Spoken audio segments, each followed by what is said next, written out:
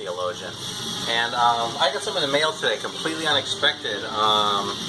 It's from Greeno. So I'd like to bust this open, but God, that throat's so dry. Shit. Actually, first, I listen to a lot of death metal, and I actually learned from my young kid the other day that sharks like death metal, which I think is pretty funny. This is Immolation. I think this is their first album. I don't know very much about this stuff, actually. I've kind of rediscovered it. I listened to a lot of death metal in the 90s and kind of forgot about it for a long time, but just lately, man, I've been on a big kick again. So it's kind of funny. Like, there's a part of me that wants to show it off, but there's a part of me that's like, you know, I'm just so fucking ignorant compared to people who know about the shit that I just be making an ass out of myself. So anyway, this is cool. But what we're drinking today is a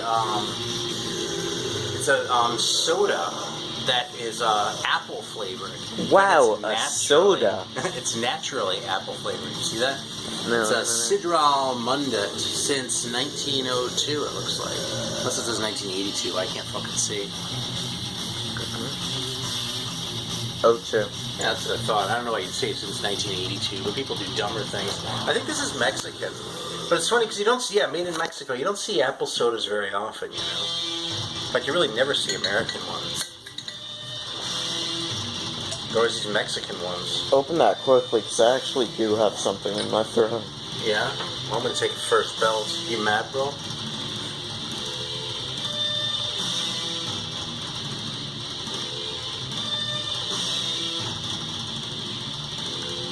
This is good. It's kind of subtle.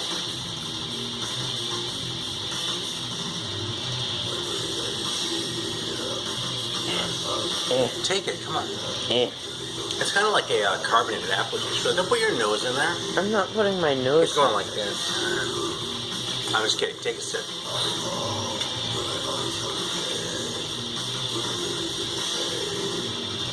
Yeah, I mean, it just tastes like apple cider. Yeah, it is more like apple cider than apple juice. So is it? Maybe it's just the carbonation doing that, but I'm not sure. We'll take another sip and give it back. Fork it over, bub.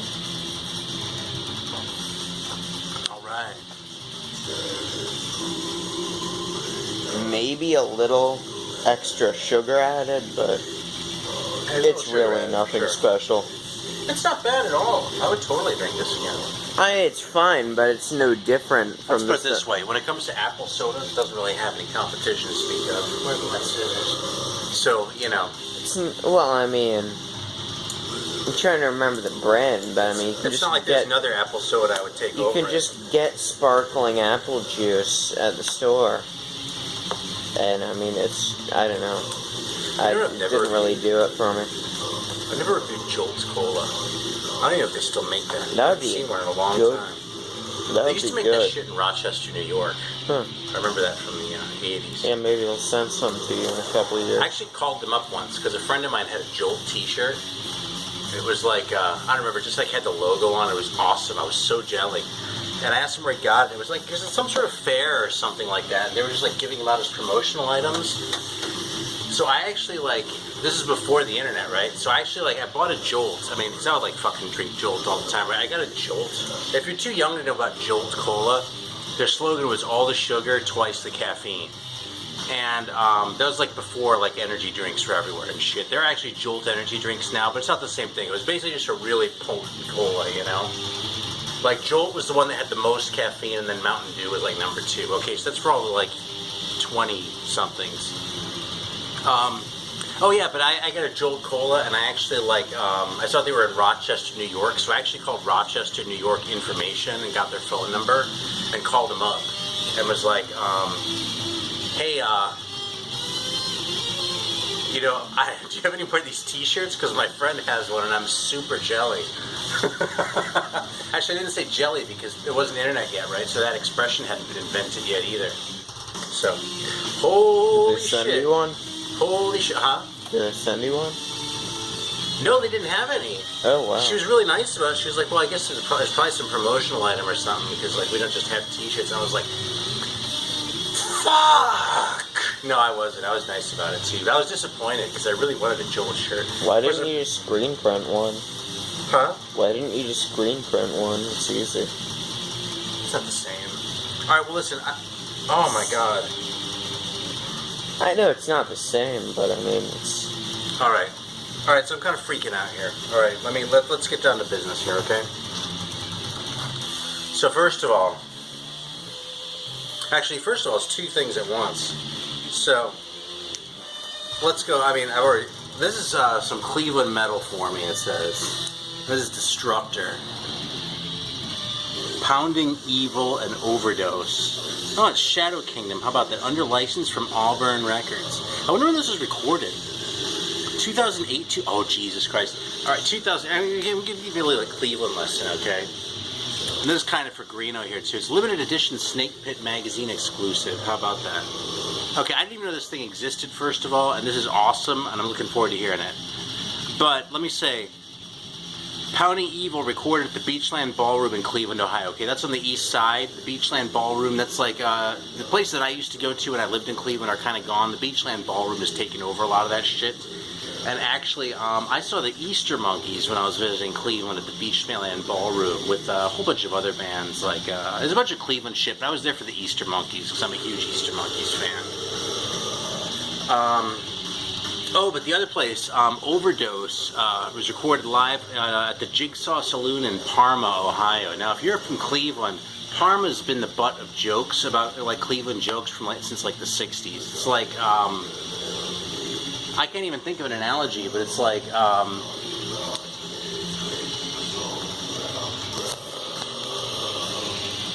let's put it this way. If you're in Cleveland, you probably aren't bragging about being from Parma if you live in Parma. Yeah, I don't know what to say. It's just kind of funny. It's sort of like Contra Costa County in the Bay Area or something like that. Or, I don't know. Except it's not. Because Contra Costa County is relatively upscale and Parma is more sort of day class A. Don't finish that. Let me have some. Oh, Jesus. Thanks for leaving me the backwash, Bob. And by the way,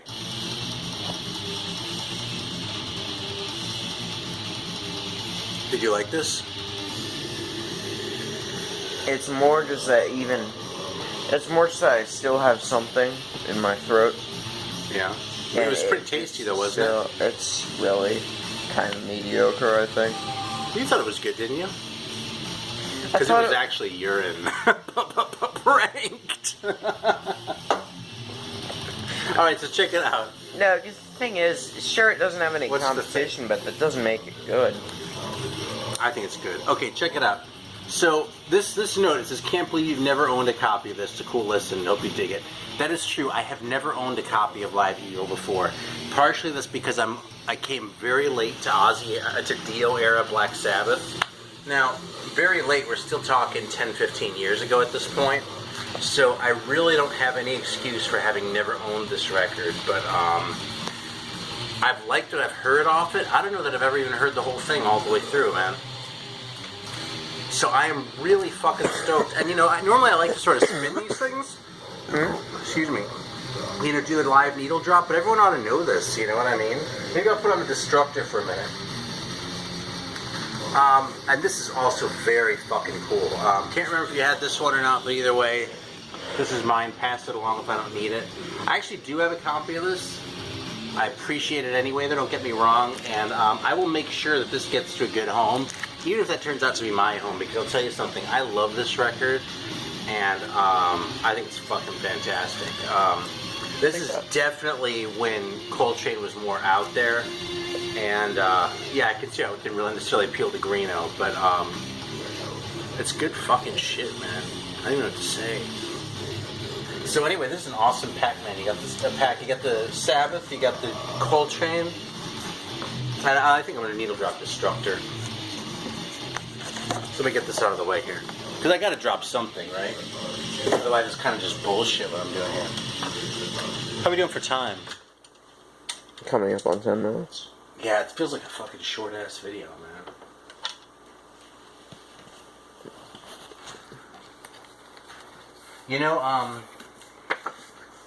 I really like Dio era. At this point in my life, I probably like Dio era Sabbath more than Ozzy era, which Greeno said in his video too, and that's kind of not a mainstream opinion. When I was like 25, I would have called it heresy. But, you know, maybe just because I've heard those early records so many times. And, you know, there are exceptions. I mean, you can't touch Master of Reality, right? But I don't know. I find myself reaching for the Dio ones more often. But the Melvins played here a few months ago. And after that show, as soon as they walked off the stage, they put on Neon Nights on the fucking, you know, speakers for like when people were walking away.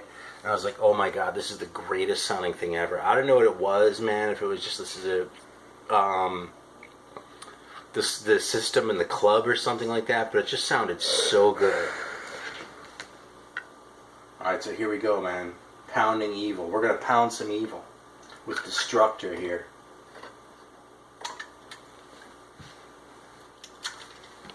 Okay, let's bust this thing out. It's funny because it says 45 RPM.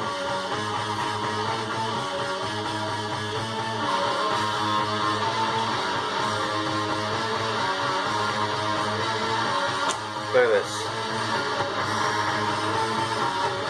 Oh, it's actually two covers in here. Is that a picture book? Huh? Looks like a picture book. That's two covers. It's the same thing. See. Wait. Yeah, they must have gotten like zealous. It doesn't even make sense. Well, no, I'm sure it was an accident. Is this ridiculous? Yeah. Okay, so check it out. We're going to start over. No, it's funny. It actually says 45 RPM on the thing. We should give away one of the extra cover. There's your 666 subscriber special, bub. Yeah, you know something? I was going to try and lock it when I got to 666 subscribers. And thanks, everyone, if you subscribed to me recently. I just got a whole shitload of new subscribers, like, in the last month. Trying to convince them to do a special. Let's pound some evil! Just like, look, that was my joke. He just fucking used it. But, what was I going to say?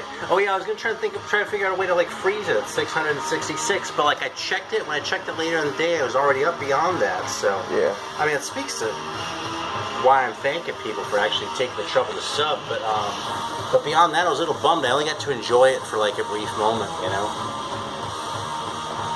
Not that I'm encouraging anyone to unsub. I mean, if you need to do that for your own reasons, that's fine. I'm not going to begrudge anyone that, but okay. I do use the F word kind of a lot. Are you putting your fingers in the way again? What? No, I'm not. I'm kidding. That's pretty much all I've got. We're going to play this for a second, but we're done. So, what are you doing? Trying to check something. Don't look up my subs. Why? Because it's corny. Isn't this awesome? No, seriously, I don't want to brag about that. I'm not going to talk about it anymore. Of course you don't want to brag about it. I'm not suggesting you should brag. All I'm saying is that if we don't lose 5 subscribers in the next day, then we're deleting the channel. Yeah. Just like PewDiePie. We're going to be just like PewDiePie. We're going to be bigger than PewDiePie pretty soon. Pretty soon it's going to be 670 million subscribers. There'll be more subscribers than there are people on the planet. That's how popular the Metal Theologian's going to be. 670 million. Well, then we'll go on to 670 billion. You know, I got a spam email like that once not too long ago, where it was one of those things where it had like, you know, you have this much money waiting for you, and like the number, like it was just stupid. It was like, it had like the $sign and a number and like a bunch of zeros, and afterwards it said million, so clearly they didn't know what they were doing. But like if you actually took it at face value, it was that many million. It was more than the GDP of the whole entire planet. By like 10 times. I was like, holy shit, who's gonna write that check? For fucking 10 times the GDP of the planet. This is fucking awesome, man. I need to go to Parma. That was kind of a joke. Actually, you know what you get in Parma? If you like Polish sausages and shit, like if you like a good quiche, Parma, you're gonna find that shit, man. So. It's the official Metal Theologian Cleveland tourism guide. That's